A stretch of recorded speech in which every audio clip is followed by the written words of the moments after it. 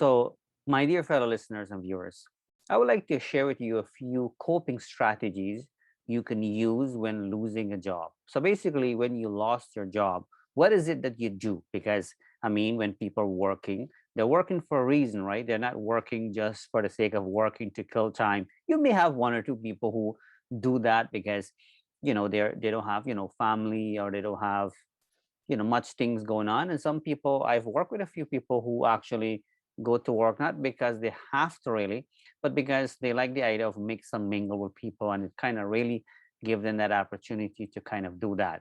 However, when you're working to pay the bills, I'm referring to here, so when you're working because you have a mortgage, or you have rent to pay, or you have those kinds of responsibility, what happens when you lose that job, right? I'm not sure if you've been in that situation, but in my profession, I've had the opportunity to meet with a lot of people, who have lost their job as a job developer, an employment counselor, to kind of to kind of give you a different name for it.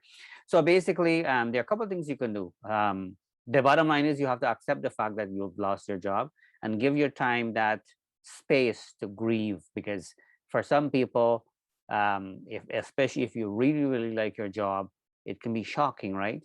Keep in mind, once you lose your job, depending how long you've worked at the place and so forth, your severance package might not be a huge one. It might be just a few weeks, um, pay kind of thing.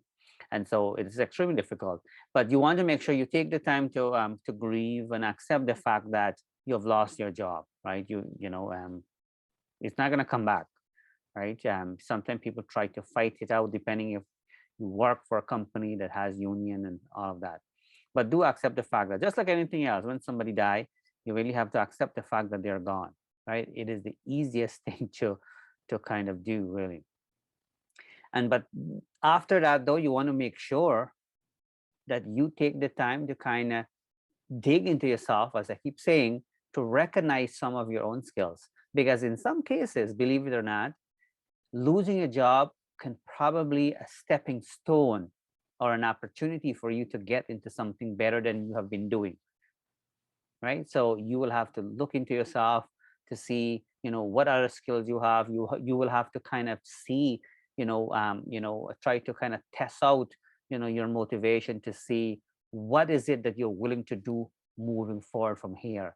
Are you willing to retrain, right? Are you willing to take a course, a program, and so on? Here in Canada, obviously, if people lose their job, depend their conditions, by the way, but you can go and retrain, and the government will pay you up to $28,000, right? And that's the second career I'm referring to for those of you who live in Canada here. And there are obviously probably different programs elsewhere. So are you willing, though the funding is there and support is there, are you willing to kind of go through that whole process again of going back to school, retrain for something different? Are you able to do it? Do you have the willingness to do it, right? So you want to kind of take advantage of all of that, though, because keep in mind, at this point, if you've lost your job, you really have to look at different strategies, as to what you could do to kind of move forward. So obviously accept the fact that you've lost your job. Look at the fact that you've had some good time, if you've had a good time.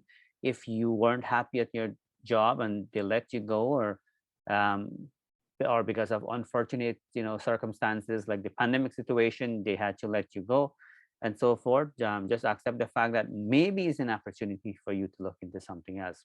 So accept the fact that you've lost the job, deal with it. Into, if you have to cry, that's okay. Just deal with it the way you normally would, but don't let that hold you back just like that, right? You really have to kind of start to kind of look at pieces that you can put together. Look around your circle, right? Talk to people who have connections in the community. If you have connections in the community, you want to reach out to your connections. That's the networking piece, I've talked about before.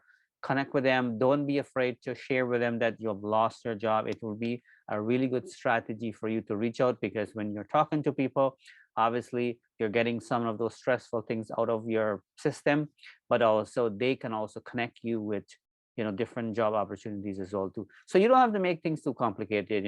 If you lose your job, accept the fact that you've lost a job, but then question yourself, what is it that you need to do from here?